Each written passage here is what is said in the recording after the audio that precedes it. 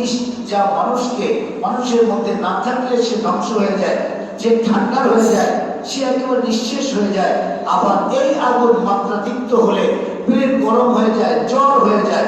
এমন জ্বর হয় যে জ্বরে সে পাগলের মতো বকতে থাকে। আগুন না থাকলে জবান স্টার্ট হয় না, আগুন বেশি হলে পুড়ে যায়। কি আছে আগুনের মধ্যে এমন যেটা মাত্রার মধ্যে রাখতে হয়? আর আমার জিন্দেগির আমলের মধ্যে আগুনের কি সম্পর্ক জানার দরকার আছে না? আছে। জোরে বলেন আছে। আমরা মাটি সম্পর্কে জেনেছি গোটা এক জুমা, এরপরে আগে এক জুমা পানি সম্পর্কে জেনেছি। আমাদের অনেক মুসল্লি আমার মহব্বতে বলে, হুজুর পানির মধ্যে এত কথা আছে, এটা কখনো ভাবতেও পারি নাই। তো বললাম, हर चीज इंटरनेट में नहीं मिलते, ठीक, हर चीज इंटरनेट में नहीं मिलते, कभी कभी ये किताब से निकालना पड़ता है। এই কথা কিতাব থেকে বের করে আনতে হয়, এগুলো ইন্টারনেটে পাওয়া যায় না। সব যদি ইন্টারনেটে পাওয়া যেত তো ইন্টারনেট তো সব হয়ে যেত। আল্লাহ বলে, না, দুনিয়ার কোনো জিনিসকে আমি পরিপূর্ণ করে তৈরি করি। সবাই পরিপূর্ণ না। এখানে যত জন আছেন কেউ বলতে পারবে যে হুজুর আমি রঙে রূপে টাকায় পয়সায় সব দিকে পরিপূর্ণ, পারবেন বলতে? সব দিকে আছে, হ্যাঁ, সব দিকে থাকলেও একদিকে নাই, বহু দিকে বের খেয়ে যায়।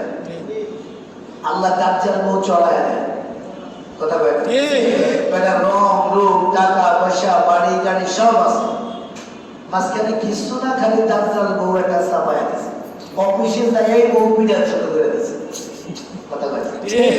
তো যদি সব থাকার পরেও যখন একটা জায়গায় বাইরে থাকে তো বউয়ের হাতের পিঠা অফিসে যাই খেতে হয়। क्या बात है, हर चीज है मगर अंदर में क्या नहीं। সব আছে কিন্তু দিলের ভিতরে শান্তি নাই। আল্লাহ তাআলা আমাদের প্রত্যেকের অন্তরটাকে সুকুন করে দেন, জোরে বলেন আমিন। ওয়াবারাকা কুলুবানা বিতিলাওয়াতি ইবাদার রহমান। আল্লাহ তাআলা তার কালামের নূর দ্বারা আমাদের অন্তরকে শান্তি করে দেন, জোরে সরে আমিন আমিন। আল্লাহ তাআলা কালামে পাকের মধ্যে তার প্রশংসা করতেছেন।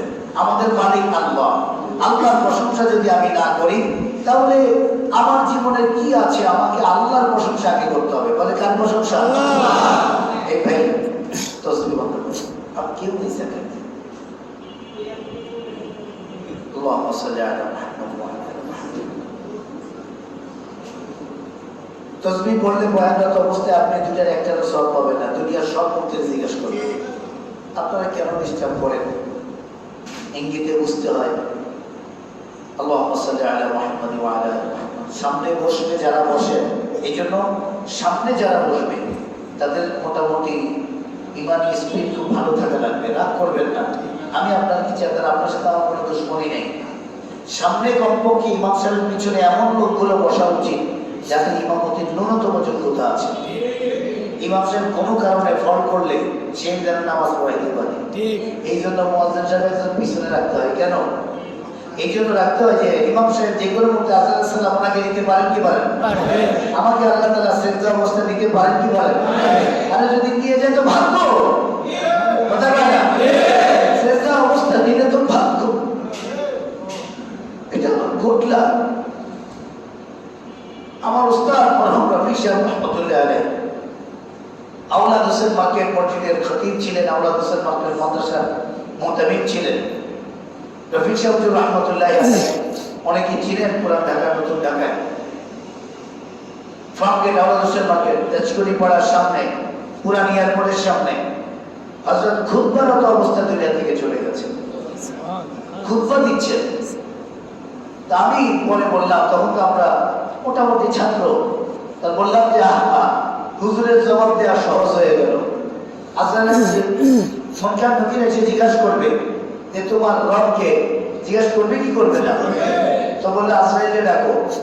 বলে আজরাইল নিয়ে কি কাজ বেটা, আজরাইল তো একবার যা নিছি আবার নিবো নাকি? কটা ডাকেন নি, আগে ডাকেন, আমাদের কোন থেকে আনছে এটা জিজ্ঞাসা।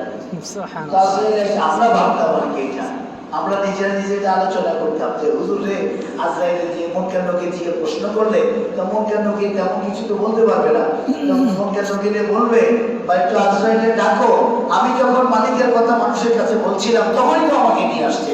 তো আমি যেই মালিকের কথা হাজার হাজার মানুষের কাছে পৌঁছে দিচ্ছিলাম, সেই মালিককে আমি এখানে বলে কি কইরা সুবহানাল্লাহ। এই জন্য আমাদের একটু কিছু বিষয় খেয়াল রাখতে হবে যে আল্লাহ পাকের ঘর। দেখেন ইবাদত কাকে বলে, কথার মোড় ঘুরে যাচ্ছে। ইবাদত কাকে বলে? ইবাদত আল্লাহর হুকুমকে বলে। বলেন আল্লাহর হুকুম, আল্লাহর হুকুমকে।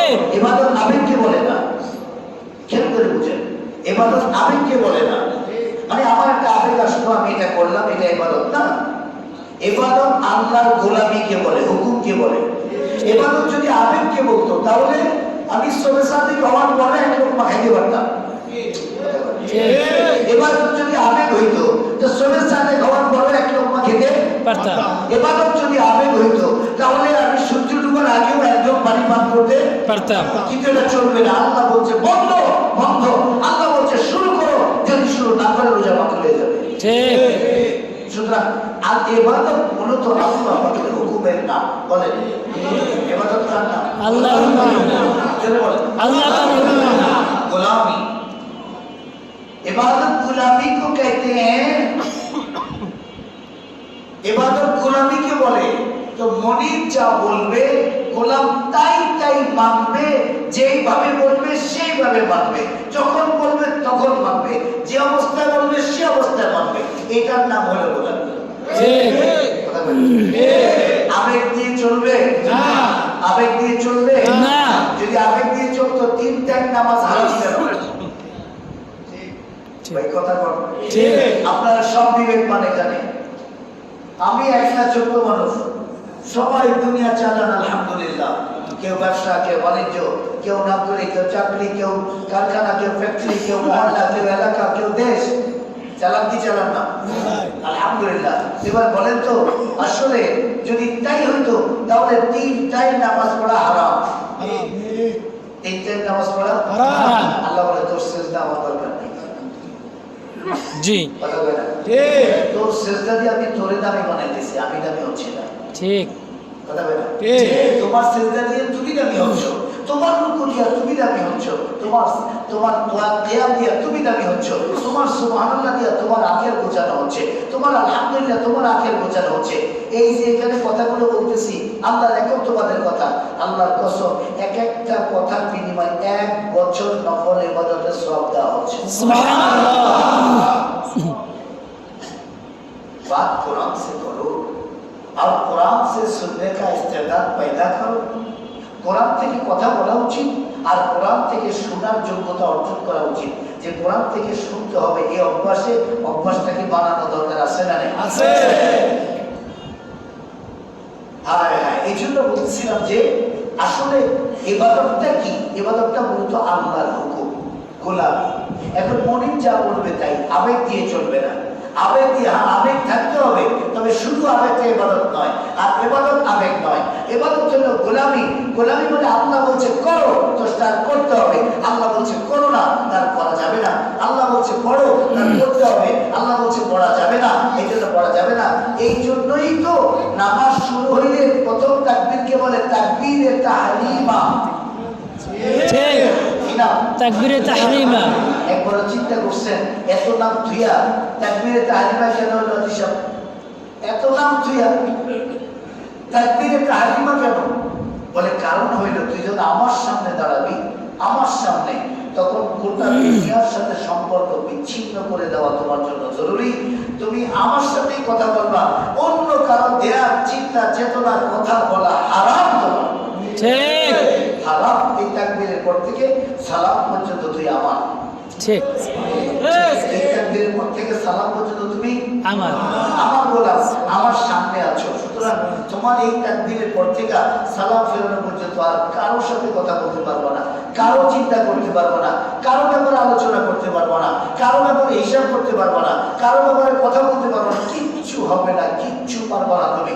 শুধু পারবা যা হবে আমার গুণগান, যা হবে আমার কথা, যা হবে আমার সাথে বাদ, যা বলবি আমাকে খুলে বলবি, যা বলবি দিলের কথা সব আমাকে খুলে বলবি। আমি জানি তোর দিলে কি আছে, তারপরও জাতিকে সাক্ষী তো রাখতে হবে, ফেরেশতাদেরকে সাক্ষী রাখি। তুমি খালি জবান দিয়ে বলো কিরামান কাতিবিন লিখবে আর আমি তোমার গুনাহকে মাফ করব। সুবহানাল্লাহ। এই হলো আল্লাহ। এই জন্য আল্লাহ তাআলার হুকুম মানার জন্য আমরা 100 চেষ্টা করবো তো ইনশাআল্লাহ। আল্লাহ তাআলা তৌফিক দান করে। আমিন। আমি তেলাওয়াত করতেছিলাম, আল্লাহু লা ইলাহা ইল্লা হুয়াল হাইয়ুল কাইয়্যুম। আল্লাহ কে?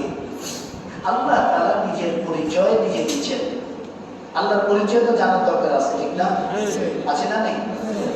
আমরা তো আল্লাহর সাথে এত সম্পর্ক কম কেন? আল্লাহর পরিচয় নাই, আল্লাহর চিনি না। ভাই, পাশে যদি কেউ কাউকে না চিনে, ট্রেনে বসছে পাশাপাশি, তো ট্রেনের সিটগুলা, যে সিটগুলোতে হ্যান্ডেল ছাড়া, মানে হাতা নাই, ওই সিটগুলোতে 3 জনের সিট, 2 জনের সিট, 4 জনের সিট। অপরিচিত একজন ব্যক্তি বসছেন, উনি ছায়ামন্ত্রী, আমরা জানি না। দেখুন, উনি যদি আমার দিকে একটু চাপ দিয়ে বসে, ওই ভাই চাপেন, কথা বলেন, ঠিক। চাপেন, মিয়া বডি একখানের বয়া গেছেন, চেক পা দেন না, আমরা বইতে পারতেছি না, মানে ঘুম দেরি খারাপ। মানে ওই যে ওর মনে মনে 3 ভাগ করছে, এই দাগের এদিকে এটা আমার, হেতাকের ভিতরেই না থাকবো, হেতাকের বাইরেই গেলে। তো কথায় কথায় কথায় কথায় যখন চিনতে পারছে লোকটা একজন ছায়ামন্ত্রী, তাই খালেদ সাহেবরা কোথায় একটু লক্ষ্য করে সামনে, তো যখন বুঝতে পারছে যে ছায়ামন্ত্রী আমাদের, আপনারা আমাদের থাকে, ওরা খালেদ সাহেব করে বেশি আমরা বলেন, যখন বুঝছেন ছায়ামন্ত্রী, এখন দাঁড়া গেছে, স্যার আসসালামু আলাইকুম স্যার, মানে কি করবো, সালাম কেমনে দিব, কেমনে কথা বলবে, কিচ্ছু জানে না।